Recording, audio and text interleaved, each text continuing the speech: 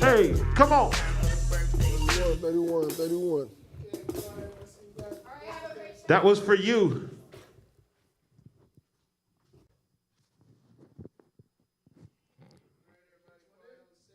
Thanks.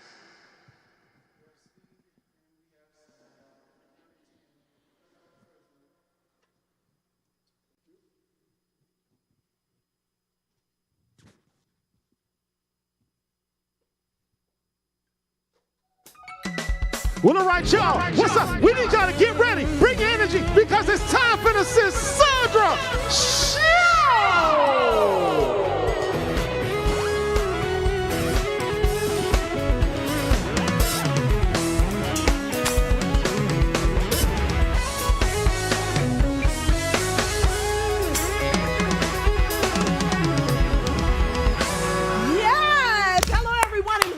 To the Sisaundra Show. Happy Monday. If you're having a good time, y'all make some noise. Yeah. Woo-hoo. Listen, we have such a phenomenal Monday.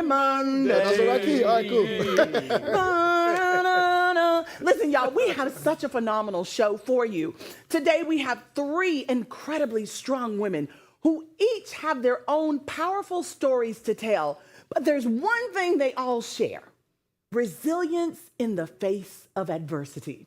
From navigating identity struggles to overcoming heartbreaking loss, these women today are living examples of strength, faith, and perseverance. They're all part of different chapters in a transformative book.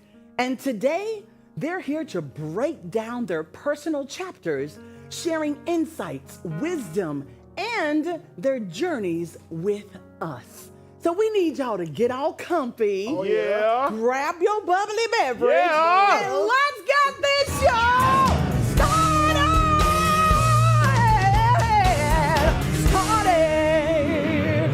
Woo! Listen, so many biracial individuals go through an unspoken journey. Feeling torn between two worlds, never fully accepted by either side, and often questioning, where do they truly belong? It's a deep, complex experience that many face in silence. But today, we have the privilege of sitting down with someone who has lived through this, someone who has embraced their identity and faced the emotional challenges head on. Y'all, please welcome to the Lavender Couch, Paris.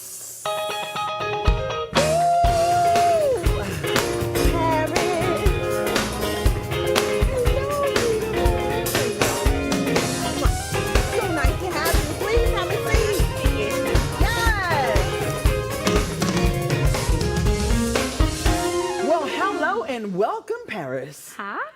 How are you? I am well. Thank you for having me. It is an honor to have you here. Does anyone ever call you Paris? Sometimes. I love it. I love it. Beautiful name, beautiful lady.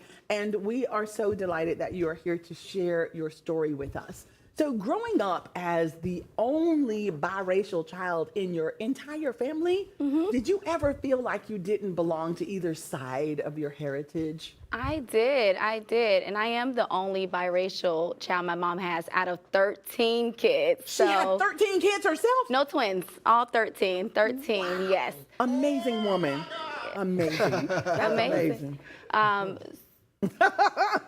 I call her Superwoman because how? Yes.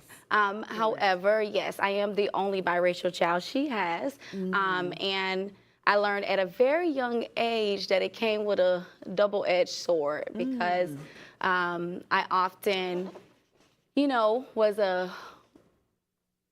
someone that was always being compared to their siblings. Like my oldest sister, she's about 2 years older than me, and beautiful, right?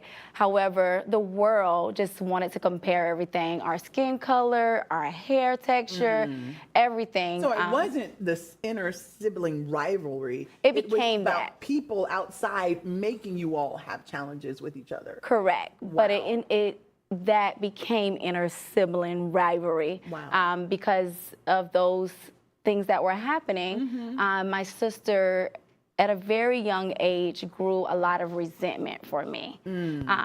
That's unfortunate. Because at some point she just felt like she was never enough, right? I'm so sorry. So I learned at a very young age that my beauty, I had to dim my light very young.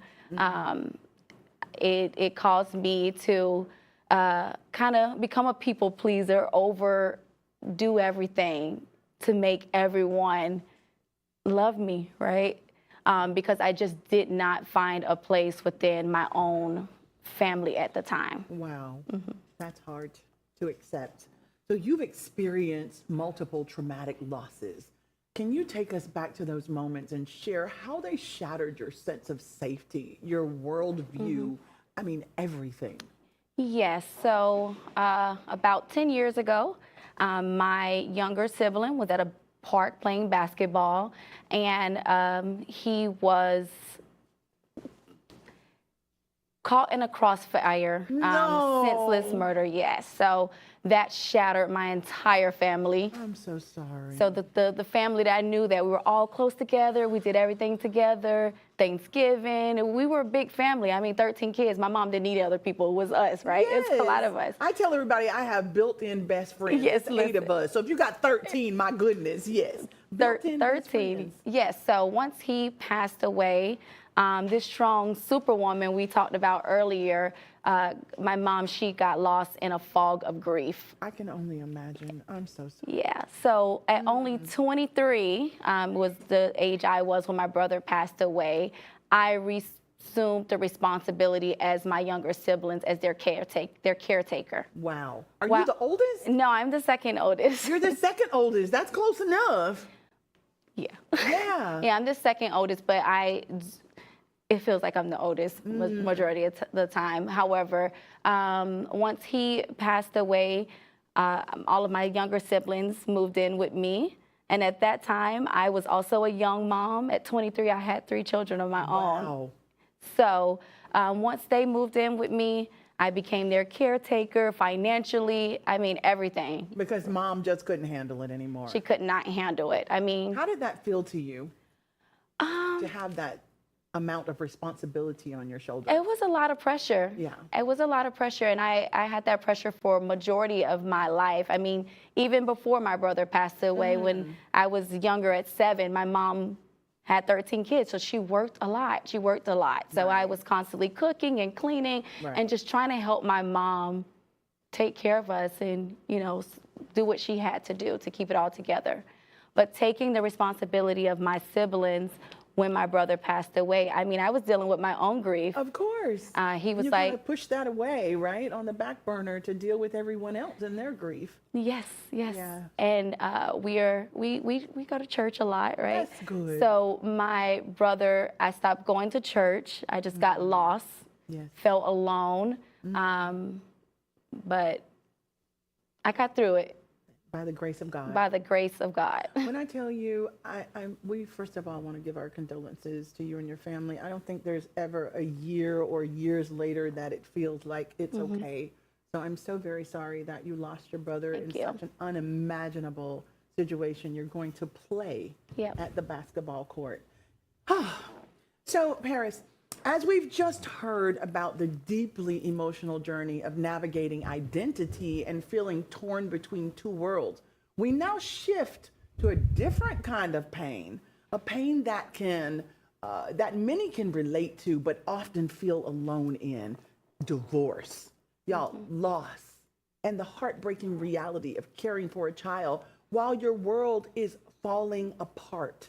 Please welcome to the Lavender Couch, Marguerite.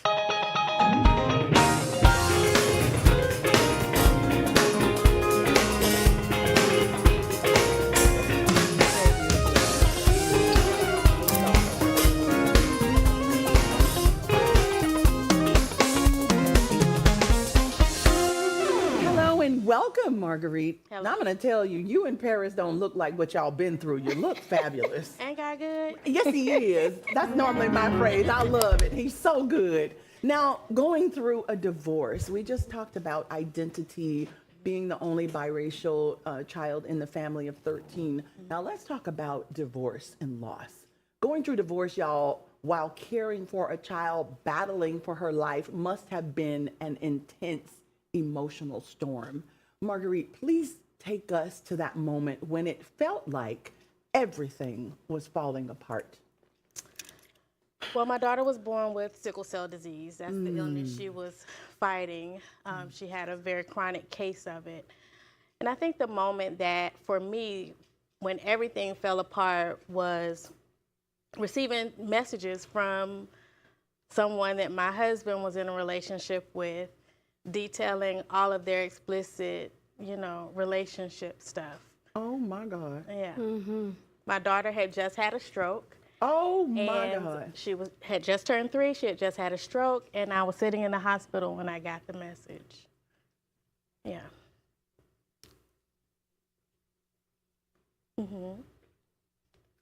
In those moments, I'm so sorry. In those moments of feeling torn between staying strong for your child and allowing yourself to grieve your broken marriage, how did you find the courage to lean into the grief without letting it consume you? Especially it's all coming in at the same time. Right. I don't think the grief is what I allowed to consume me. I think it's a blessing kind of in disguise that I had my daughter to focus on. So being able to focus on her health and her treatment was really a saving grace in that moment, because I couldn't allow myself to be caught up in his transgressions. I had to focus on what was important and what was in front of me. That part. And you had a whole daughter that needed you. How is she doing today? She's doing perfect. Really? She went through transplant, and now she's sickle cell free. Really? Absolutely. Come on, y'all. Now, won't he do it? Absolutely. He will do it. Won't he will. Listen, we're going to take a short break. Once again, we are here with Paris and Marguerite. They are overcomers, incredible women, and we have someone coming out when we come back from break. Don't y'all go nowhere for the culture. Let's do that.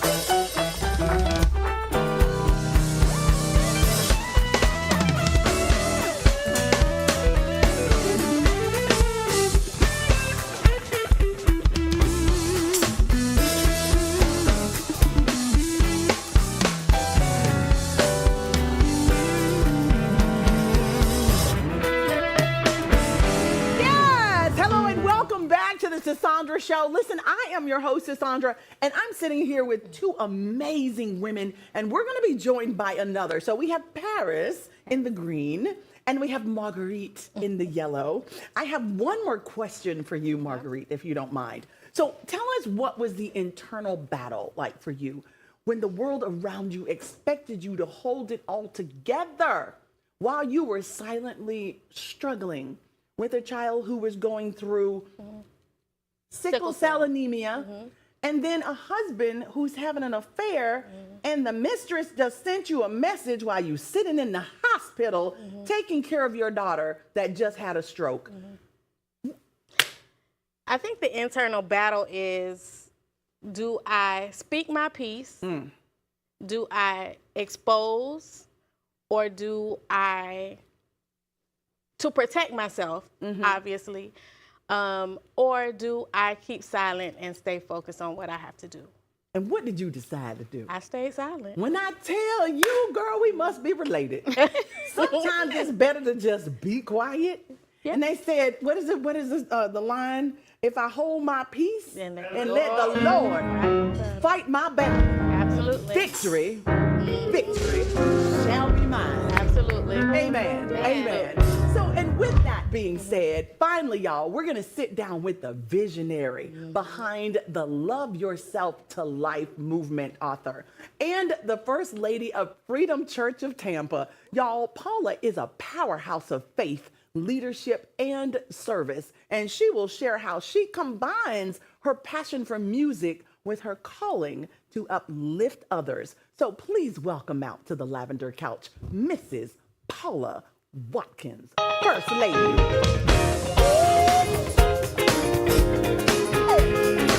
Now I'm coming around there to give you a hug.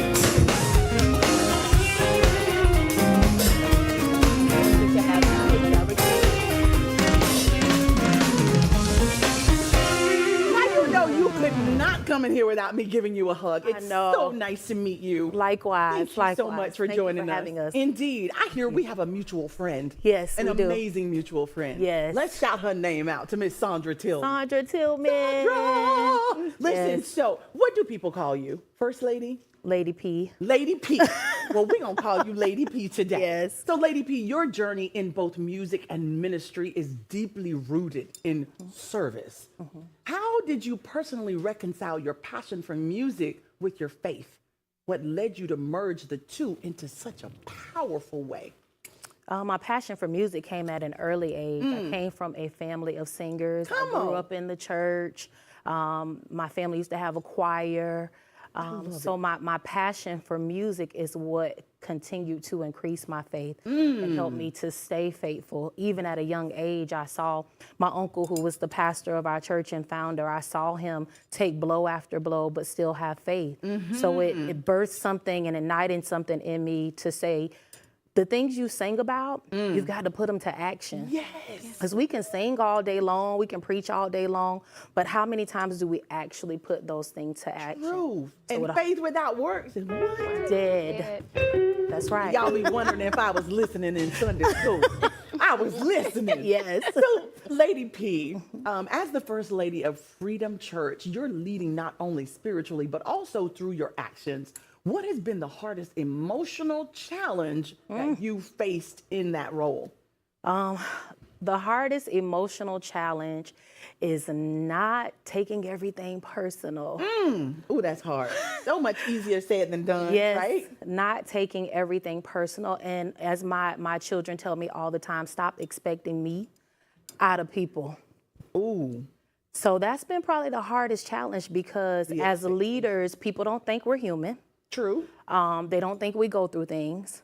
So it's like you're supposed to punch me in my face and I'm just supposed to, I know the Bible say turn the other cheek, but I'm like, hey, this is not easy sometimes. No, it's not. So But by the grace of God. by the grace of God and just keeping my character and my integrity in check, it has brought me this far. Oh my God, and what a lovely place to be. Yes. Now, your Love Yourself to Life movement is all about empowering women and families. Yes. Can you walk us through a specific moment where you saw a woman or family's life truly transformed through this movement? Well, a couple of examples I can give, but probably the one that sticks out in my mind, there was a young lady, 30-something years old, fighting with cancer. And she had found out she had stage 4 cervical cancer. Oh no. She had 2 young girls, and a husband that was disabled. Oh, Jesus. So we stepped in and we asked her, what is your biggest wish? You know, if things don't work out, what would be your biggest wish? And she said, for my girls to go to Universal Studios. So our movement joined together, paid for her and her girls to go to Universal Studios. We could be in position to help families through troubled times, because I didn't have a me when I was in my struggle. So my goal is to be a me. Be a me to somebody, others. to you. Yes. Yes, I love Yes, that. thank now you. have a book. Yes. You ladies have a book, and it's called Get Up, Girl, and Stay Up. That's right. I love that. You got to say that with some attitude. Get up, girl. Get up, girl. And stay up. Yes. Talk to us about this book. So it is actually volume 2 of the original book, Get Up, Girl. So I said, I want to bring it back, but I want to bring it back different. Yeah, and you I got don't to stay up on this. Right, so you gotta stay up. 'Cause Yes. we can fall down, but a lot of times we don't get back up. True. So Don't play the song, Chris. Don't play the right? song. Come on, because we Don't do are that. down. Don't do that. Right. Yes. So I said this time I wanted it to be more intentional. I wanted it to stick. I wanted people to see that you can get up. Yes. But how do you stay up? What did these women do to stay up? So it just recently came out, June 21st. Congratulations. Yes, and this is 2 of the beautiful ladies. It's 10 ladies' stories in the book. Wow. So And how many we're excited. chapters? 10 chapters. Everybody 10 gets a ladies. chapter? Yes. I love it. Yes. So we got the 2 chapters here. Right. I love it. I Yes. love it. I love it. Well, you all, please check out their book, Get Up, Girl, and Stay Up. This is volume 2. Yes. And I'm sure it's packed with so much wisdom and information, insight from all the amazing ladies. Now, your life has been filled with moments of joy and trauma. What has been the most difficult lesson you've learned in balancing your personal pain with your calling to uplift others? Jesus. My goodness. Yes. Balancing my personal pain, remembering or reminding myself that I overcame that pain. That it didn't keep me down. That you got up. I got up. She stayed up. We love that. Yes. And when I look back over my life, there's so many things that were self-inflicted pains, pains that I didn't cause, that someone else caused to me. But I balance it by reminding myself and others that, girl, you got to stay up. Yes. And sir, ma'am, You got to stay up. You got to get up. Yes. You got to stay up. And just helping people not only show them how to balance it, because I'm an example of that first, but giving them tools Yes. to say this is how you do it, providing resources, providing connections. Yes. I love that, Lady P. Thank you. Now, ladies, we normally ask everyone to talk to us or tell us what you would say to the younger you. If you could say, dear me, when you were younger, what would you say to the younger you, Paris? Set boundaries. It's okay to be me. I don't have to wear everyone's burdens and problems. And when you get up from someplace, you stay up. Yes. Because we often pull ourselves back into situations where we don't belong anymore. That's so So, true. That's good. Get stuff. up and stay up. Y'all heard Paris. She said, get up and stay up. Set those boundaries. Set 'em up. I love it. Marguerite, what would you say to the younger you? I tell myself that you don't have to solve everyone's problem. You can focus on you and it's okay. Yeah. You will make mistakes, you'll fall, but life continues. It's not the end of the world. Me time is stamped approved. Absolutely. It's okay. Absolutely. Don't feel guilty. I love it. That's beautiful. And last but not least, Lady P, the younger you. I would say to my younger self, it's not your fault. And it's okay to tell your story. Don't be ashamed. Your past or your present, whatever I was going through at that moment, it does not dictate your future or your destiny. So take these broken pieces, give them to the master so he can mold you back together again and you can walk in confidence, in a God confidence. Oh, I love that. You've got this, girl. You've got this, girl. That's powerful, ladies. Listen, I would love for you to share with us, where can we find your books?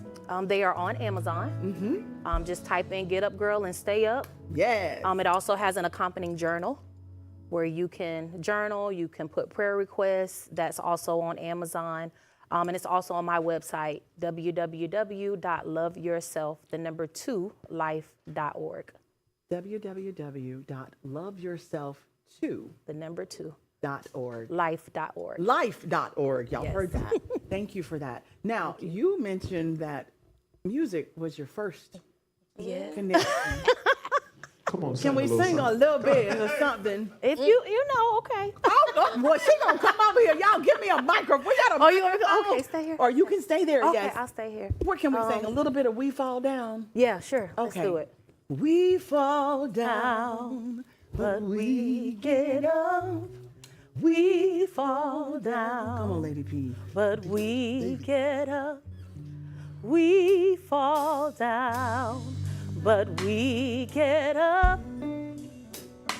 For a saint is just a sinner who fell down. Yes, but they didn't stay there. And got up. Thank you so much, Lady P. With that being said, to our viewers, God bless you. Thank you for joining us. We'll be back here at 7 o'clock tomorrow. All right, thank you so much for that. Come on, y'all. Now, just scan that QR code at the bottom of